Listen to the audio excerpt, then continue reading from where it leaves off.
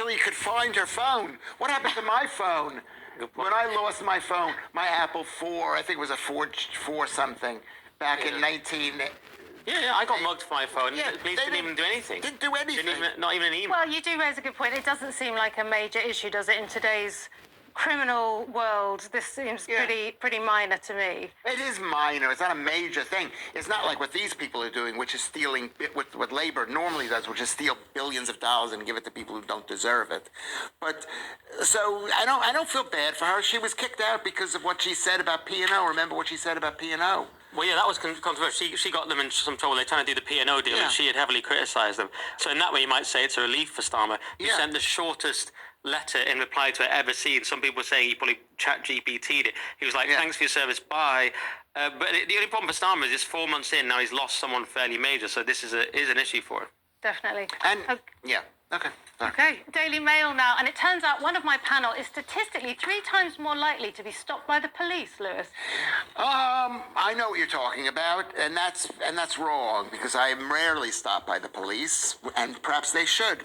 Foreign nationals are up to 3 times more likely to be arrested, and I'm a foreign national in parts of the UK. So basically, they don't have all of the data to say that all those immigrants that are flooding into the country are like way more. They're like, there's so few of them, and there's just a huge percentage of them, 43% of them in one part of the country. I'll tell you what part that is. 41.5% in Cambridgeshire. In Cambridgeshire and they're just 15% of the population. So there's a lot of, but then again, it takes a while to get used to this country. You don't know you're making a mistake. They never tell you. Like, we've been sitting here, there's so much stuff we can't discuss, and we're supposed to know we can't discuss it. Certainly, I've not understood anything you've said yet on this story. But you do. No, I don't know what you're denying. Well, I think what you're gently saying is that possibly having large numbers of people from other cultures might lead to some tensions. I don't want to defend them. Well, the numbers say, 1.5% were not UK citizens in Cambridgeshire of the arrest, despite them comprising just 15% of the local population. Now, The Guardian or so on would probably say, yes, because they're being unfairly targeted, but, it's up to you to decide. But yeah, they came about this because obviously the ONS has adjusted these statistics to find that we didn't just have a crazy level of immigration, we had a super insane, crazy mental level. And so because they've already done models, they're able to adjust it and then figure out how many people probably have committed crimes. But this is what you have. This is what we've decided to do to the country. And even Keir Starmer, I know you will have covered this, is now saying it was deliberate. The country was deliberately flooded with immigration under the Tories. And this has been a far-right conspiracy 10 seconds ago. So it's this temporal gaslighting, I call it. That's my term. When we weren't allowed to say the Wuhan lab was where the obvious Wuhan virus came from. It wasn't from the virus lab, it was from the wet bat.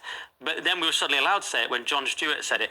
This is very similar. We weren't allowed to say that immigration has got out of control and seems to be deliberate until the Prime Minister's saying it. And then all the journalists are suddenly going, why is it so out of control, sir? It's terrible. We're addicted to immigration. So suddenly we're allowed to say it. And this is where we are. The regime has panicked, I think, and realised we've got to do something. And so now they've accepted, if you can't beat them, join them. We've got to address immigration. Okay, we've just got a short bit of time to cover this one. Controversial arts funding in the Times now, Nick. So kneecap, Badenoch funding block on Belfast rap band was unlawful.